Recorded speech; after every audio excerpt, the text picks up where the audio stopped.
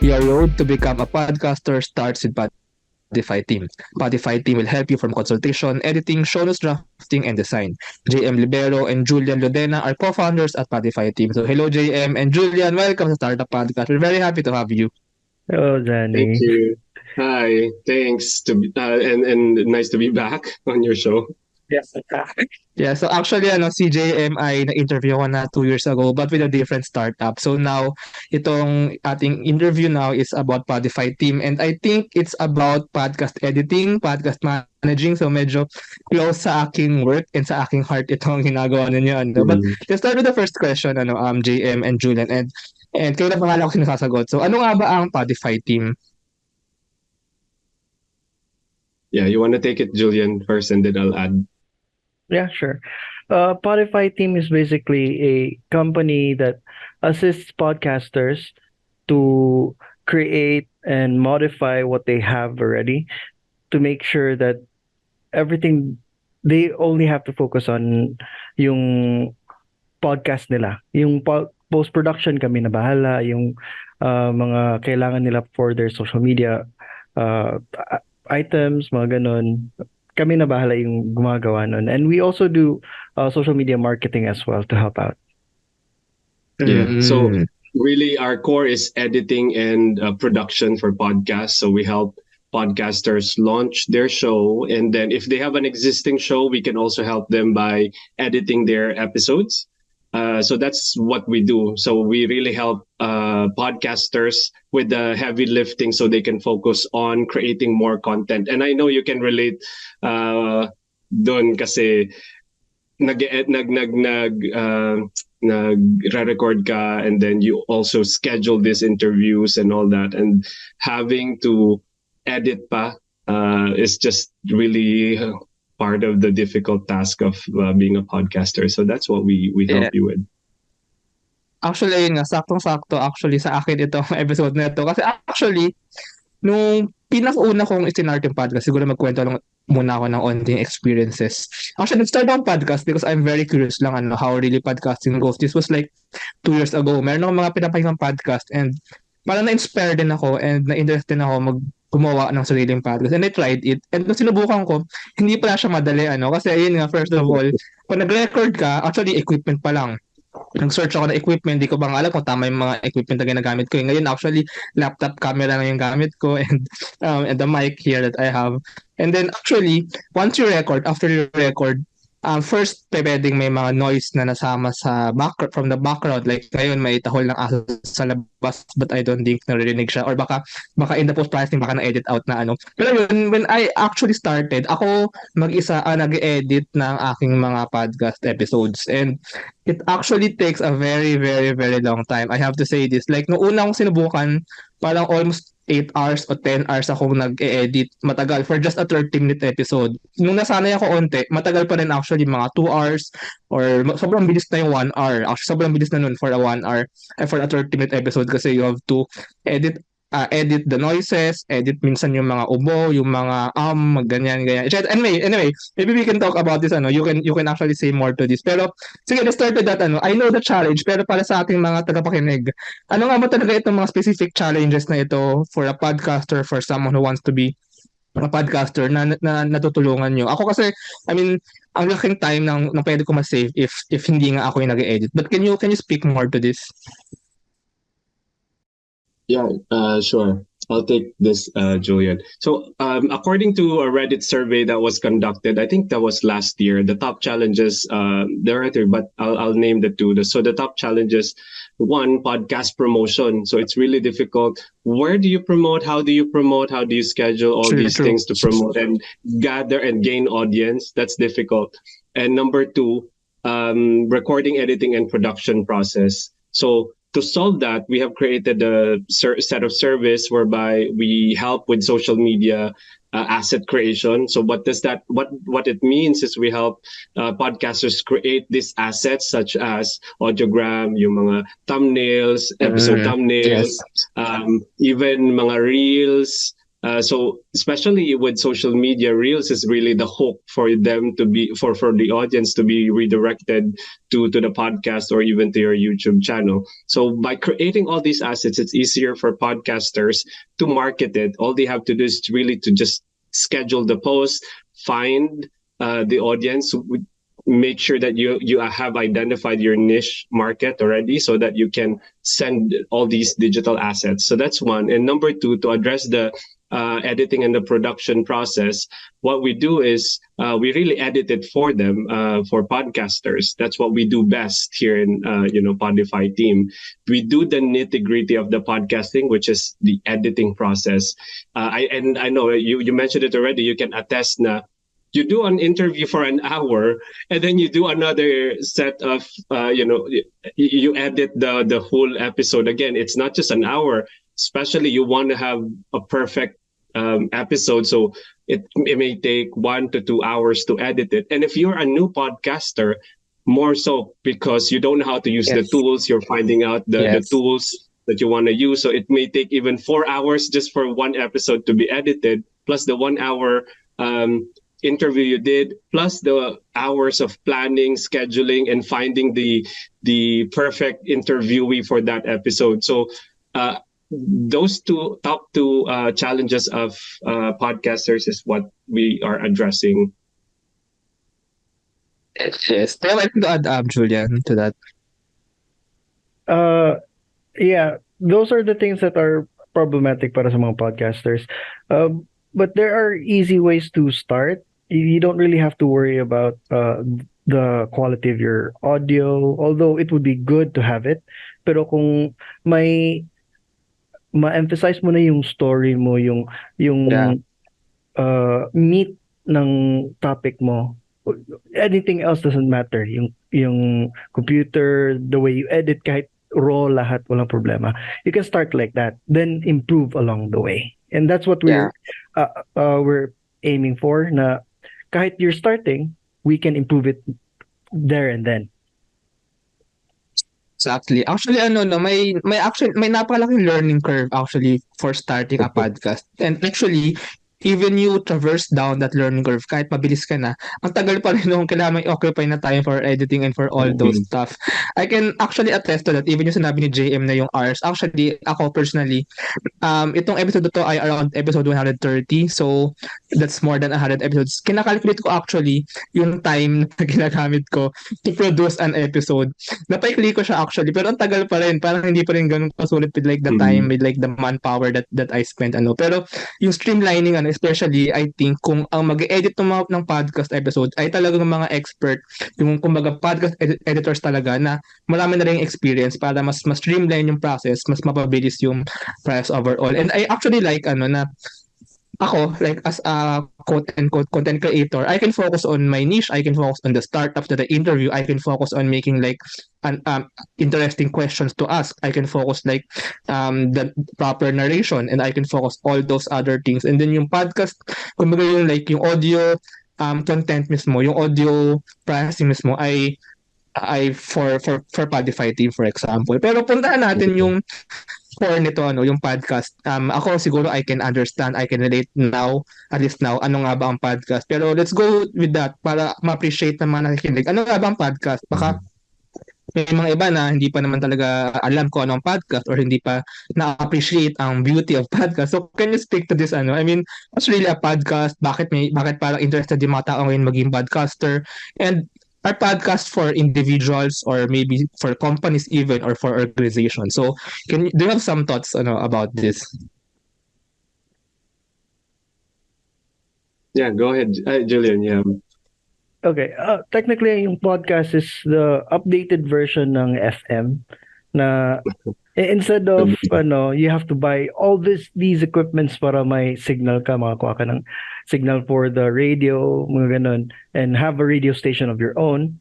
Hindi na kailangan, you just need kahit yung phone mo lang, yung computer mo lang, and you're good. Okay na yun pang podcasting. That's the thing about podcasting as well, because you already have everyone already has gadgets, so you can start with anything that you have.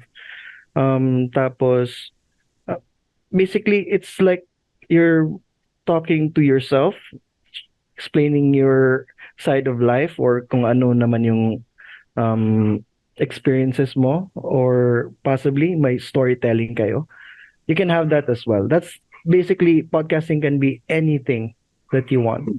Anything, yes. Mm.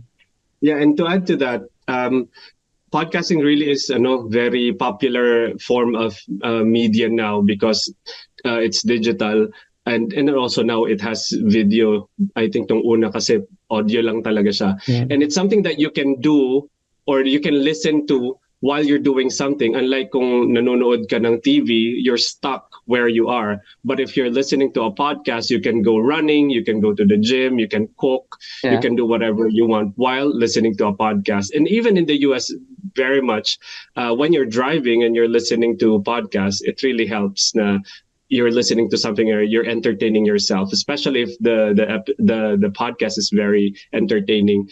But for me, podcast really is more powerful now more than ever because it democratized sharing of information. There's no limit to what you can do, what you can share. That's two-sided blade, right? Because it's not filtered, it's not controlled, and so some information may be damaging, some information may be very helpful. And then that's why I think it is very popular because it's also free. Ang cost is more on the content creator because as content creators, you do everything, you pay for everything. But as a listener, you don't really pay for anything. You just listen, you just look for the episode or the content creator that you like, or the categories and topics that you want to listen to, and then madali na siya because it's really easy. You have channels like Spotify, YouTube, and all those channels, and it can be created. Podcast can be created by anyone, like what Julian said. As long as you have a microphone, an iPhone can be a really good tool na rin. Sometimes it's more powerful than a digital camera, diba? So anyone can do it, an organization, an individual. So for influencers, podcast is really used right now for self-branding, while for companies, it is used to promote the brand. So if you are, let's say, an expert in law, you can create a podcast. If you're a lawyer, then you can create a podcast that talks about, challenges, and then help customers or clients about their issues. And that you create authority in the field where you're working because you talk as an expert in let's say law. So that's what makes a podcast really different in terms of being a form of media right now. Actually, very much agree. Para itong actually evolution ng broadcast media nga. First of all, yung sinabi ni Julian na instead of like a radio na based like transmitted through radio signals, somehow mas accessible now ang podcast kasi hindi na rin naman ganun kauso yung mga devices na nagkukuhaan ng radio signal. Mas uso ngayon yung through internet, diba? Like through the what do you call this? The cyberspace or the web kumbaga.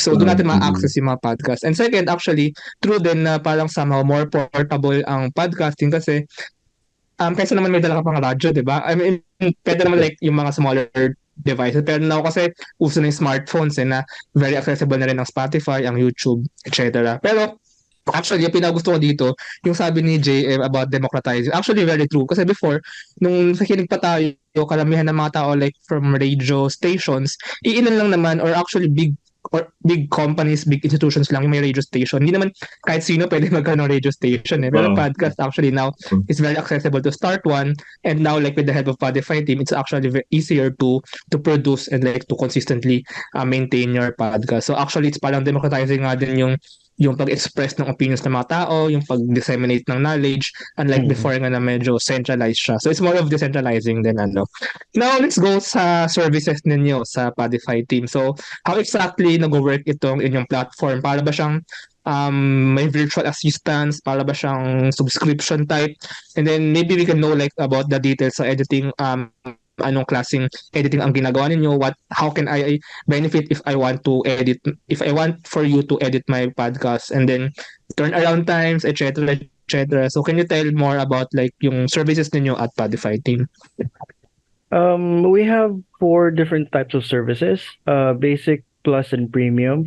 And the fourth would be a custom of any of the services that you want. Yun yung maganda kasi you can choose which services, minor services that you want para yun lang yung babayaran mo, yun lang yung makukuha mo. Tapos technically, yun lang yung kailangan mo on your own. You can upgrade along the way or remove some stuff if you want as well. Kung you think na hindi ko naman to nagagamit or it's not really useful for me right now kasi walang nakukuha from my viewers, so tanggalin ko na lang muna to. Mga ganun. So, yun yung four subscriptions namin. You can also have na yung you want to try it out one time lang. We still do that or subscription din siya na isa lang, audio editing lang or video editing lang, wala nang iba. As for the different services namin, we do audio and video stitching. Pwede na yun lang yung kailangan ninyo sa editing. You don't have to be comprehensive about it, meaning tanggalin yung ums, us, and mga filler words, yung mga but all of our services will have noise removal, background, yung mga tawol ng aso, mga ganun. Tinatanggal namin yun as much as we can. Hindi naman lahat matatanggal. True. So long as mabawasan siya, that's good enough.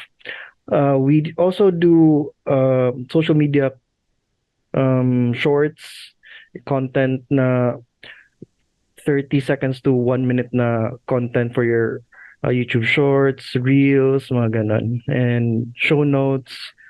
So basically, those are the things that are important sa amin. And recently, we've started with the social media managing as well to plot out everything that you need for your social media. JM, do you have anything to add about that? Just like what Julian said, we're also diversifying to social media because as I mentioned earlier, yung challenges ng podcaster is promotion. And so a lot of our clients, they don't have time to schedule the posts on social media na isa-isahin pa niya because they're really busy in, they have their job and then they also have to spend time scheduling the whole interview and then finding interviewers and then recording. So the editing and then the social media part is really something that they want to outsource to us na, and we can do that. Usually the turnaround time for the editing is just in 3 days. If you want to have it faster, then we can also do 24 hours editing as well. Yeah, actually, ang naisip ko dito, so actually dati nung pagod na ako mag-edit ng by myself, nag-search ako actually syempre nag-canvas ako ng mga podcast editors, nag-check ako. And actually sa inyo ko na narinig so far, yung may custom. Yun actually hinahanap ko dati na hindi ko pa nakita, baka meron namang ibang ngayon. Pero I think medyo unique ito sa inyo. Kasi totoo, nung naghahanap ako ng like package, usually kasi mga subscription packages na ito yung price, ito yung services, hindi ko naman kailangan yung iba. Like, hindi pa naman ako ready nun for an audiogram. Hindi pa ako ready nun for a reel, for example. Kasi nung una wala pa akong video actually. Actually, I think yung episode with JM, isa yun sa mga pinakaunang episode na may video. Pero I think we re-recorded before tayo magsimula, parang audio lang and then re-record ulit natin kasi may video na. No? Impromptu pala yun na nag-video tayo. Kasi hindi pa ako sure noon, about making it into a vidcast, for example. Pero, it's true actually, na also in social media, yung iba kasi like, hindi naman gusto nag-post regularly or maybe Facebook, LinkedIn, or whatever, wherever gusto din i-share. Iba ayaw naman sa LinkedIn, ayaw naman sa Facebook, for example. For example lang. So, actually, paggawa ng custom, I think that's a very good thing din. And it also parang puts customization and parang nafe-feel ako if ever, I feel na parang naka-focus yung yung podcast editor sa akin kasi custom yung service eh, di ba? So I think that's a very Mm. big plus. But aside from this, I just want to know your thoughts on parang sa tingin ninyo kasi may mga ibang podcast editing actually even abroad, parang what do you think makes Spotify team or like your service special or parang different from others na similar ang somehow ginagawa? What do you think? Uh, One thing is yung ano kasi I've worked as a podcast editor for since 2019. I've worked with different companies as well. Nakita ko yung the way they do their service, the system that they have, mga ganon. And there are problems with them. Yung iba kumukuha sila ng subscription from company, tapos may mga problems, may mga updates, Yeah. tapos problems in between the updates, ganon. Yung Mm, iba naman, they download different kinds of applications just to make sure mm, na makuha nila tong ganito na service. Tapos, medyo malaki yung price nila because of the services that they mm, brought into the company. Yung sa amin naman, we only we want to make it easy for the clients, the podcasters, and ourselves na we don't have to spend too much. Kasi if we don't spend too much, you don't spend too much, right? And the yeah. less you spend, the better it is for you as a content creator. Kasi Yeah. you don't have to worry about expenses na, right? So, yan yung one of the things that I know is better. Kasi I've seen the mistakes that the other companies made. So I'm trying to improve it with this one. Yeah. Mm, And then on top of that, we are diverse in terms of the team composition. So it's not just Julian and I, by the way. We also have Chris, and then we also have Joy and Ted. They're part of the founders.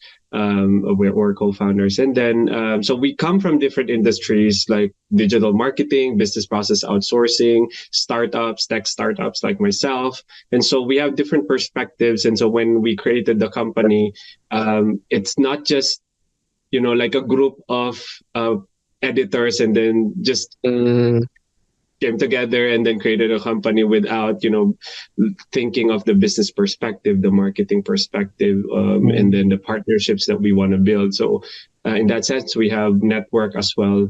That's why we are different in a way on the side of the business, but on the side of the creatives and actual editing, Julian is one of our, like, he's really our asset with his experience that he's bringing into the company. yes. Actually, yeah. Actually, it's very true, no, somehow. Now that I think about it, parang, yeah, with Julian's experience nga, improvement, I mean, ma-improve yung, kumbaga yung rules for improvement in podcast production ay kumbaga na-focusan dito kay Podify team. And as a result, maybe lower price and maybe higher quality. So win-win with experience talaga and with like Mm-hmm. that, with that knowledge and with that skills. And I want to ask pala about siguro the client base that you imagine. I mean not specifically kung sino or kung okay lang sabihin ko sino yung mga clients niyo so far. Pero what do you imagine as your client base? I mean, do you imagine individuals or do you imagine companies or do you have now some that you can share maybe I mean, it's to kasi baka may nakikinig ngayon na company, maybe startup. So sa startup podcast actually may mga startup founders na nakikinig baka interesado sila gumawa ng podcast and maybe you can Mm-hmm. invite them or maybe actually marami na yung mga students and mga like young professionals na nakikinig ng podcast and actually some of them parang mga dev I know kasi sometimes they send a message to me so may mga parang in the dev world Like and some of publishing. them I know want to share about their dev knowledge. They're just individuals but they want like a medium to share their knowledge. So what do you think of this sino ba yung na-imagine niyo or both or anyone talaga? Mm-hmm. Well, so far we have different kinds of clients. We have individuals, and then we also have companies, and then we also do. By the way, I'll also mention this. So we do white label as well. So some companies hire us to do the legwork, but they sell the product or the service to their own clients. Yeah. Gets. Yeah. So with majority of our clients having an NDA, we can't really share Sure, like sure, the sure. details because they use us and then they don't really share in they're using our services. But for individuals, one example is an influencer. So she is good in the Web3, so her focus is the Web3 platform right now. So she interviews people in so many different industries who are moving into the Web3. Having that expertise, so she's, again, like I mentioned earlier, she's showing her expertise. That's why she wants to have a podcast. So that's one of our clients. For companies, so we have we work with publishing company. We're in self-publishing, so their clients are more of authors. So what they do is, authors, they have their book, either they have their book or they have expertise as well. So they talk about their expertise as a writer, their process in writing, and all that. So that's a company that we work closely with. But we also have other companies wherein it's just them sending their files, and then and then we just edit, and then that's it, because it's a custom service. All they do is all the social media marketing is on their plate. Yeah. Yeah.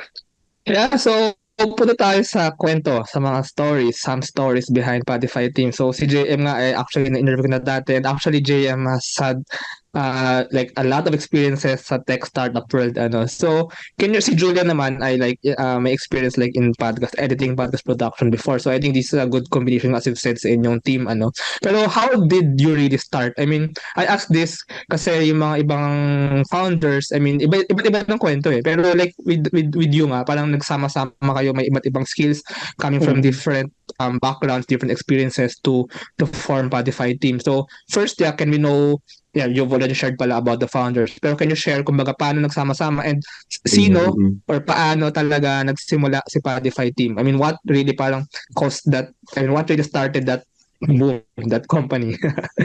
It actually started with my brother, si Chris, yung isa sa mga founders. He was interested sa ginagawa ko kasi before a year ago, 2 years ago, I broke away from the companies. I started my own. Direct clients na yung kinukuha ko. We were talking about it every now and again. Tapos naisip niya na, oh, why don't we start our own? Ganito, ganyan. And I was like, pwede naman, but it's gonna be difficult because we don't have the resources for it. Mahirap ganito, ganyan, and baka may mga problema na hindi natin ma-solve. Sabi niya, may kilala ako, and he introduced me to Ted. Connected sila ni Ted. So pag we sent a message, they spoke, tapos I think sabi ni Ted na na they needed help with something as well kasi they're looking for a new venture. Parang ganun. Tapos they're not sure about how things go, so they included JM as well. Pag meet namin ni JM, I was like, oh, this is perfect. May experience sila sa BPO, tapos ako sa wedding industry, tapos yung podcast editing. When we spoke, kaming lima, it was like kompleto lahat. Yung mga kulang ko nandyan sa kanila, tapos yung mga kulang nila nandito sa akin, and I was like, this is really perfect. So yung brother ko yung bridge sa amin lahat. He explains to me kung how things work sa BPO, the system and everything. So he's a very great asset para sa amin. He sometimes yung mga hindi ko ma-explain na maayos to JM and the guys, he explains to them, and back and forth. So perfect talaga yung lima. Mm-mm. Yeah. Before I ask pala the question, sorry, JM.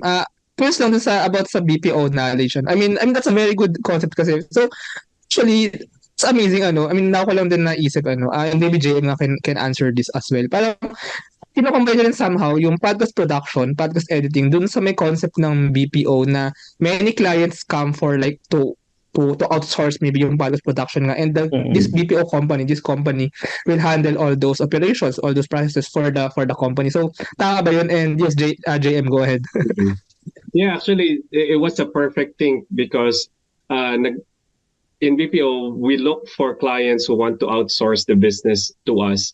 But when we met Julian and Chris, it was us creating our own company, and we'll just use our knowledge in BPO to find clients and then to do Mm. the actual work, and then use the workflow that we do in BPO, which is pagpasok ng client, um, yung onboarding process, and then production process. So which is very basic sa BPO. You have to have these processes in place so that the clients are happy, the clients don't get lost in translation in the full production process up to offboarding and delivery of service. That's what we really do in BPO, no, like outsourcing the business. But this time around, it is our own company, and then we look for client who wants a direct client who wants to to outsource the podcasting or any types of service to us. So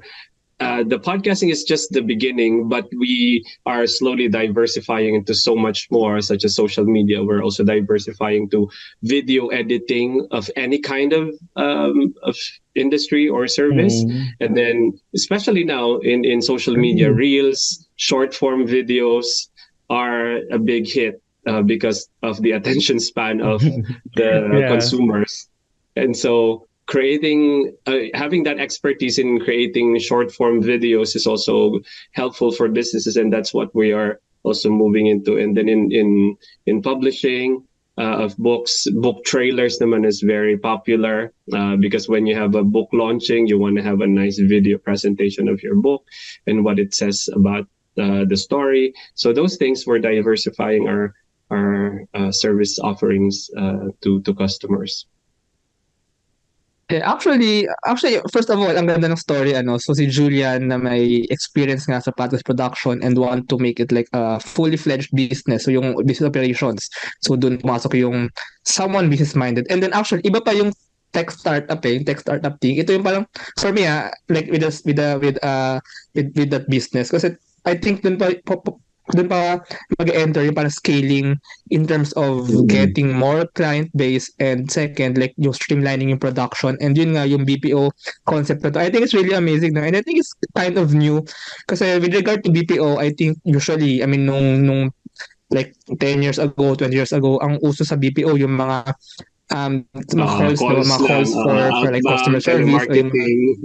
yeah, telemarketing and the mga deliveries. And now, actually, isa to sa mga strengths ng Pilipinas eh. Yung parang we have a lot of people who can speak good English and actually now have good tech skills for podcast production, for video editing, for those kind of things, ano. And I think as a country, we can start to utilize this power of us, this strength of us, no, strength in numbers.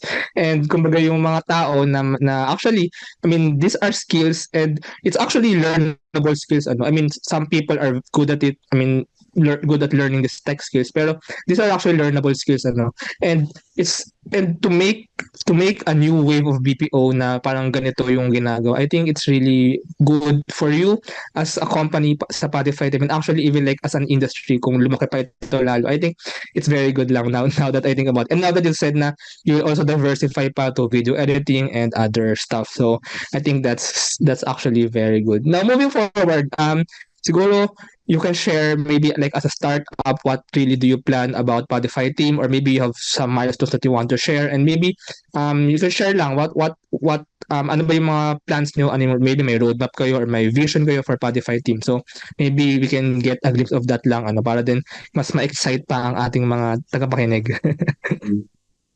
Sige. Initially, really, ang goal namin is to provide more jobs for podcast editors, freelancers din. Because what's happening in the market is sometimes there are a lot of podcast editors that are doing freelancing, and then they are being paid very minimally, because Mm, you can just outsource it like in web pages or sites like Upwork or Fiverr, and then they are paid mm, really minimum. No, so what we want to do is to make sure that we provide more jobs. Our future plan too is that we are going to conduct free training here in Cagayan de Oro for anyone who's interested in learning how to do editing. Because we have the tools, we have a BPO site, and we have available computers that we can just bring them in, and then teach them and in a certain number, like a course that they have to go through, and whoever is like going to excel can be hired internally, and then whoever is not, then they have the skills to be a freelancer or to get a job in the editing or podcast industry. So that's one of our goals really, and then just help aspiring podcasters, especially here in the Philippines. It's not really popular yet, and it's also I'm going to tell you, it's difficult to find local clients because they want to pay us really Mm. cheaply. So that's Ah. one of the difficult things. So what we want to do is to promote podcasting locally and make sure that the podcasting industry booms in the Philippines as well. You're one of the few that I subscribe to, not just because it's tech startup or because you interview me, but because it's really about tech startup, what's latest in the Philippines, and it's not just focused on and not focused in a certain area, but the entire Philippines tech startup industry. Yeah. Anything else, Julian? I think can add more. Siguro, just to comment lang pala dun sa sinabi kanina ni JM. Actually, now that I think about it again, nagsimula kasi somehow yung kumbaga yung mga podcast editors parang freelance for clients abroad kasi totoo naman na ang laki ng currency ng, for example, in the United States, 'di ba? Mm, Yung kumbaga yung currency exchange with in terms of Philippine pesos, ang laki ng pwede mong makuha. Pero it's true na sa Pilipinas, like in terms of like podcasting as a form of medium to express, to disseminate information like what I'm doing. I mean, I'm doing this naman at, I mean, maybe somehow may onting business side.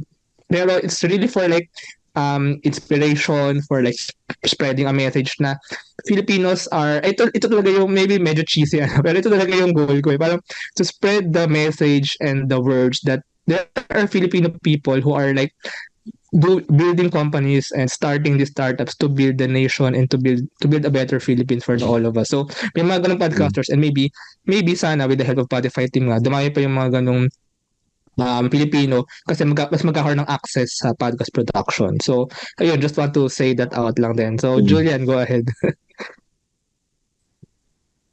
Yeah, technically, yeah, yung aim talaga namin is to make sure na we provide what we can with people, especially us knowing na we've been there, we experienced it. I as an editor, freelancer, medyo mahirap talaga to start as a freelancer. Although along the way I improved, tapos I met new people, gave me opportunities to edit for them at the right rate, right? A perfect price. Pero not everybody gets that lucky. So it's really, isa talaga yan sa gusto namin na we Filipinos or anyone technically, we're planning to hire, yung plano ko is to hire people around the world para just in case may problema Mm, dito, mga bagyo, mga ganun, mm, working pa rin yung mm, yung company, right? mm, So yung mm, dito sa Philippines may bagyo, everything is down here. Pero meron pa kami sa let's say sa States, sa Canada, we know people there, and eventually hopefully we'll be able to hire managers and editors as well from there para yung mm. system hindi ma-down din.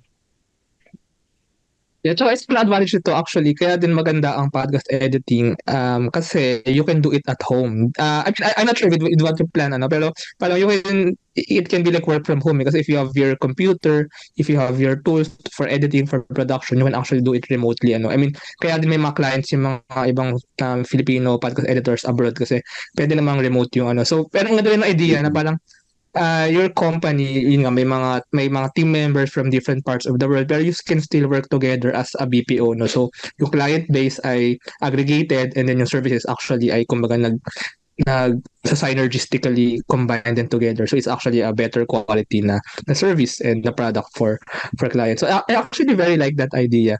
Ayun, so maraming salamat JM and Julian for this conversation about PodifyTeam. So it's actually a very exciting startup podcasting. Marami pang mangyayari sa podcasting dahil sa Pilipinas in terms of listeners, in terms of podcasters. So there's really like a very, very bright future to see pa. If listeners pala want to know more about PodifyTeam, baka may nakikinig na aspiring podcaster or current podcaster na gustong magpa-edit or gustong magpa-promote or gustong mag-avail ng yung services. So how can they know more? How can they get more information about you and PodifyTeam? You can search PodifyTeam.com para sa diretso sa website, and if you want more information or our social media platforms, we will give it to Janni para makita mo na lang sa mga links. Click lalagay ko yung mga links click the link or click below for the link. Pero you can also email directly at hello@podifyteam.com and then we'll answer any queries you have. Social media links as well. Just send us a message and then we'll answer. Kami lang din yung nag-handle ng social media. So we'll be the one responding to you. Yeah, so I'll share those links, even yung social media channel ni PodifyTeam and yung email lalagay ko rin sa baba. So, thank you JM, thank you Julian for this conversation. Salamat.